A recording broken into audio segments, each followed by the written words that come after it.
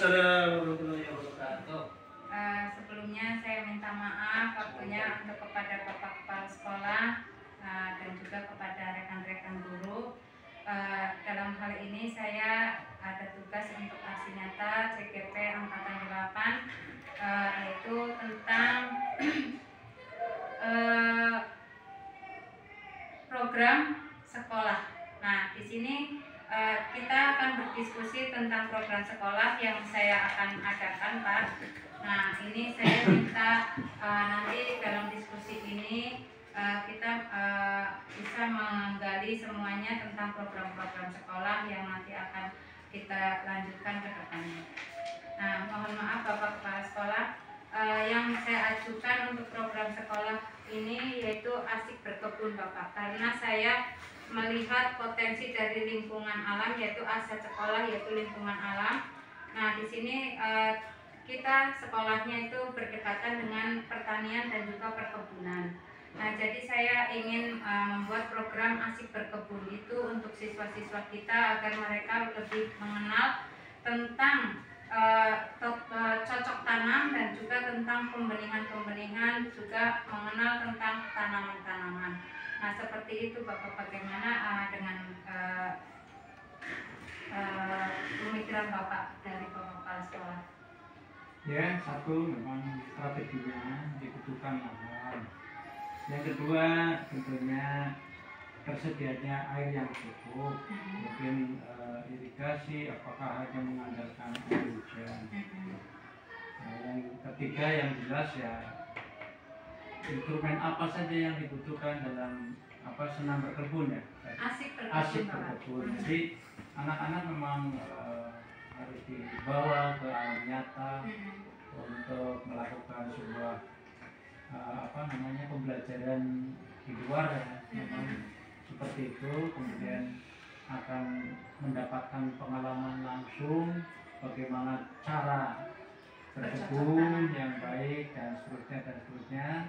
Nah, ini langkah dulu yang inovatif tentunya, yang kira-kira nantinya apa yang diupayakan dan diusahakan dalam berkebun itu bisa dengan memanfaatkan lahan yang sedikit tapi mendapatkan untung yang besar.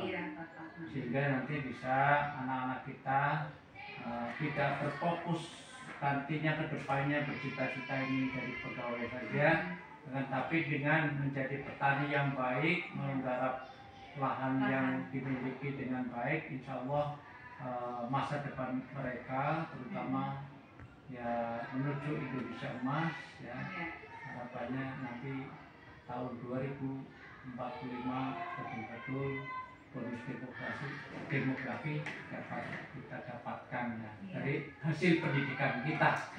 Jadi sekarang tidak lagi anak-anak diarahkan untuk ya itu tadi menjadi pegawai, pedagang, tapi dari bertani juga sangat diarahkan saja. Ya, terima kasih Bapak.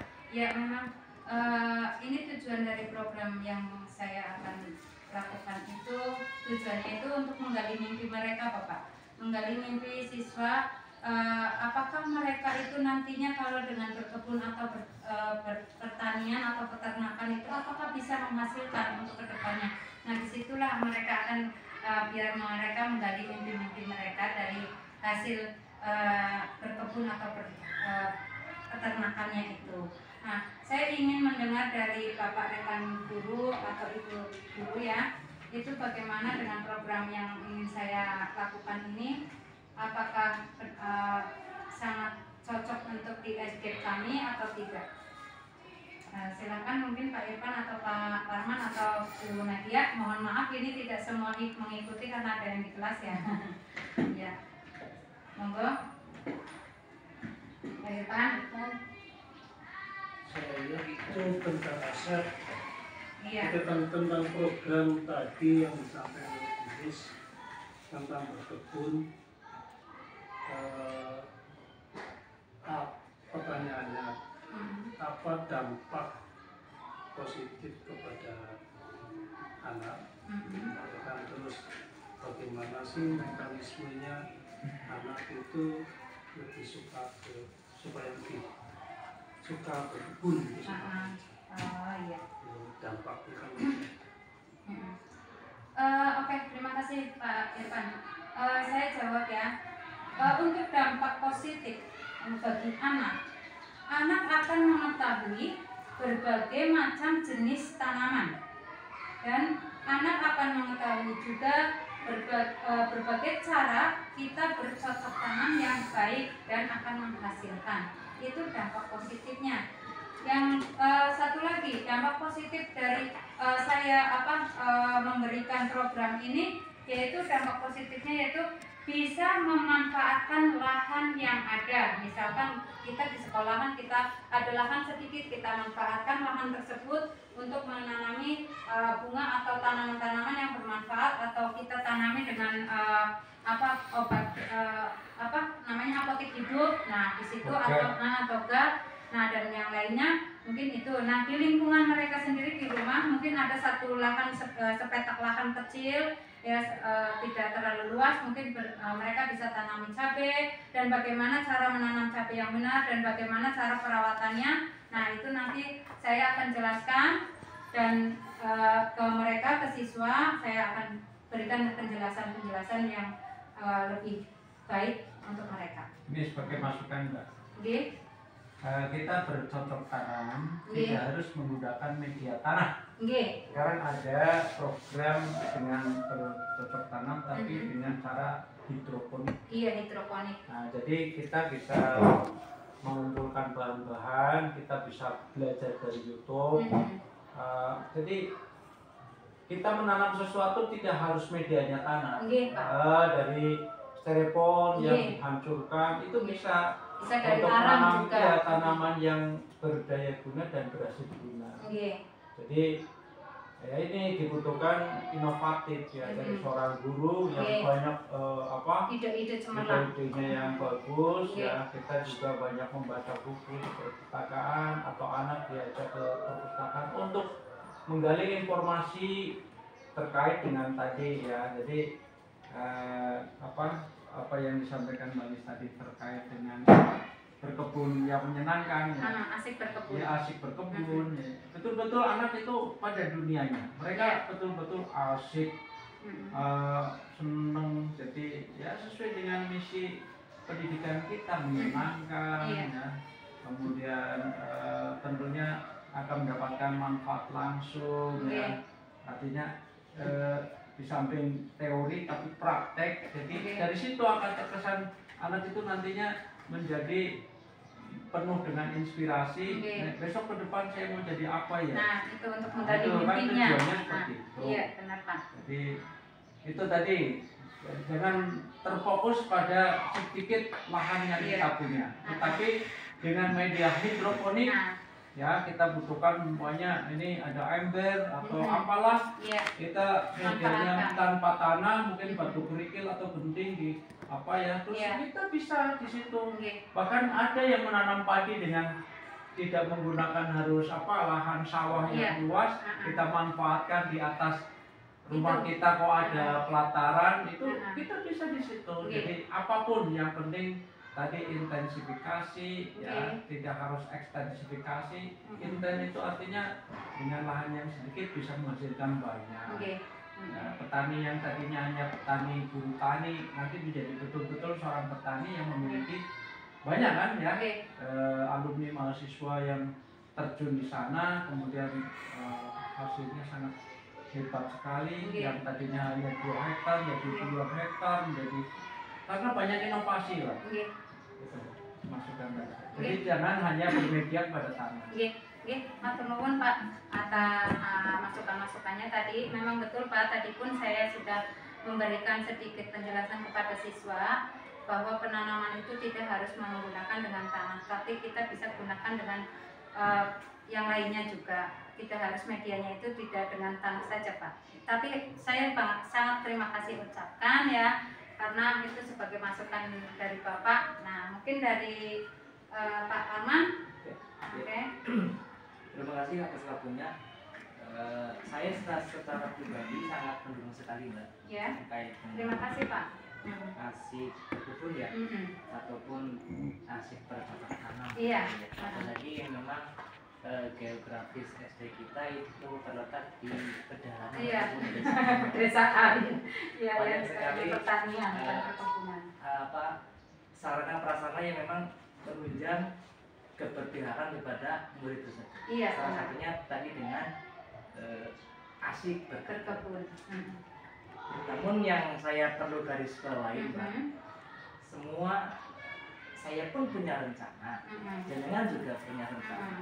Memang dari perencanaan itu atau merintis ya, iya.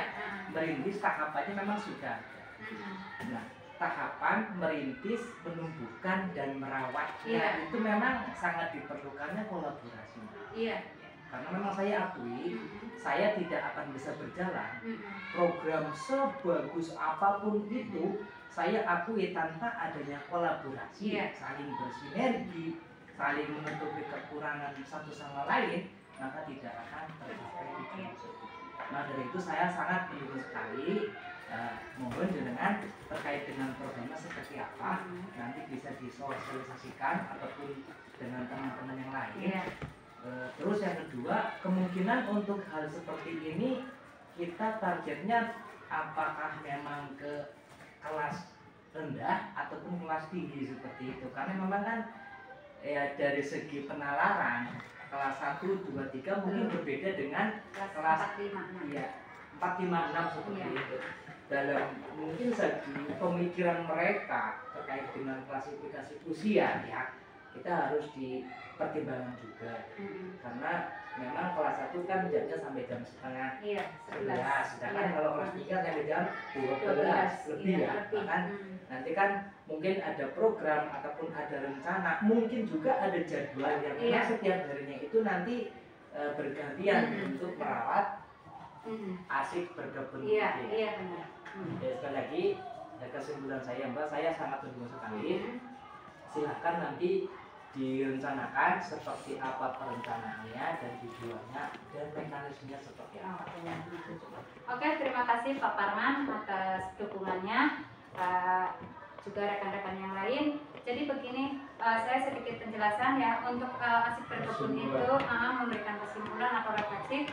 Saya membuat program tersebut karena satu, geografis di sekolah kita memang dekat dengan pertanian dan perkebunan. Terus perencanaan untuk kedepannya ya itu untuk menggali mimpi siswa-siswi kita, bahwa untuk penghasilan yang nanti kita raih itu bukan hanya dari jabatan atau dari apa yang kita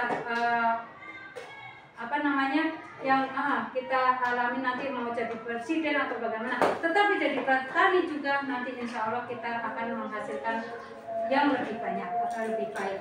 Nah, di situ bahkan petani itu sangat ibadahnya, kalau ibadah sangat baik ya, menghidupi seluruh orang ya Pak ya. Nah itu, nah di sini saya rencana kedepannya itu mungkin nanti saya menunggu cuaca Bapak ya. Kalau cuaca sudah mulai musim hujan, nah di situ baru saya lakukan dengan siswa pengenalan bercocok tanam di situ Bapak.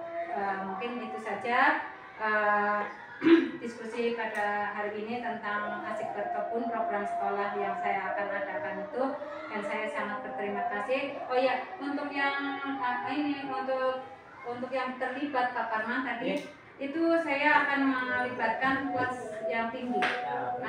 Ketika dengan melibatkan kelas tinggi, otomatis harus ada sosialisasi dengan guru kelas. Iya betul sekali. Bersinergi dengan guru kelas, dan juga saya akan berkolaborasi dengan orang tua siswa juga. Nah itu Bapak yang tujuan saya. Untuk kelas 1, 2, 3 mungkin hanya pemahaman atau penjelasan tentang berkebun atau bercocok tanam saja Bapak. Sekali lagi saya banyak mengucapkan terima kasih atas waktunya Bapak Kepala Sekolah dan juga rekan-rekan guru sudah membantu saya untuk berdiskusi tentang program sekolah yang ingin saya adakan di sekolah ini. Saya ucapkan Assalamualaikum warahmatullahi wabarakatuh. Waalaikumsalam.